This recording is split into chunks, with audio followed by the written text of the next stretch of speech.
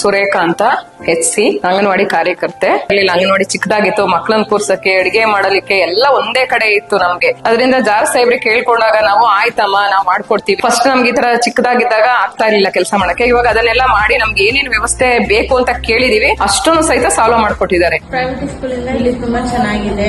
ನಮ್ಮ ಮಕ್ಳಿಗೆ ಓದಕ್ಕೆ ಎಲ್ಲದಕ್ಕೆ ಪ್ರೆಗ್ನೆಂಟ್ ಅವ್ರಿಗೆ ರೇಷನ್ ಕೊಡ್ತಾರೆ, ಮೊಟ್ಟೆ ಕೊಡ್ತಾರೆ, ಹಾಲು ಕೊಡ್ತಾರೆ. ಡೈಲಿ ಡೆಲಿವರಿ ಆದ್ಮೇಲೆ 6 ತಿಂಗಳು ಬಿಟ್ಟು ರೇಷನ್ ಬರ್ತಾರೆ, ಜಾಸ್ತಿ ಮಾಡಿ ಕೊಡ್ತಿದ್ದಾರೆ. ಡೈಲಿ ನಮ್ಗೆ ಏನ್ ಬೇಕು ಅಂತ ಇಲ್ಲಿ ಬಂದು ನಮ್ಗೆ ಇದು ಮಾಡ್ತಾರೆ. ಶಕ್ತಿ ಮೀರಿ ಮಾಡ್ಕೊಟ್ಟಿದ್ದಾರೆ. ಯಾವುದೇ ಕಡೆನೂ ಈ ತರ ಅಂಗನವಾಡಿಗಳಿಲ್ಲ ಅಂತ ಅನ್ಕೋತೀನಿ ನಾನು. ಏನೇ ಒಂದು ಅವ್ರಿಗೆ ಗೊತ್ತಾಗ್ಲಿ ಅಂಗನವಾಡಿ ಪ್ರಾಬ್ಲಮ್ ಇದೆ ಅಂತ ತಕ್ಷಣ ಯಾರನ್ನಾದ್ರೂ ನಾಳೆ ಬೆಳಿಗ್ಗೆ ಕಳಿಸ್ತಾರೆ. ಸಾಹೇಬ್ರಿಗೆ ನಮ್ ಕಡೆಯಿಂದ ಧನ್ಯವಾದಗಳು. ಎಲ್ಲಾ ಅಂಗನವಾಡಿನೂ ಇದೇ ತರ ಮಾಡ್ಕೊಟ್ಟಿದ್ದಾರೆ. ನಾವು ಅವ್ರಿಗೆ ಚಿರಋಣಿಯಾಗಿರ್ತೀವಿ.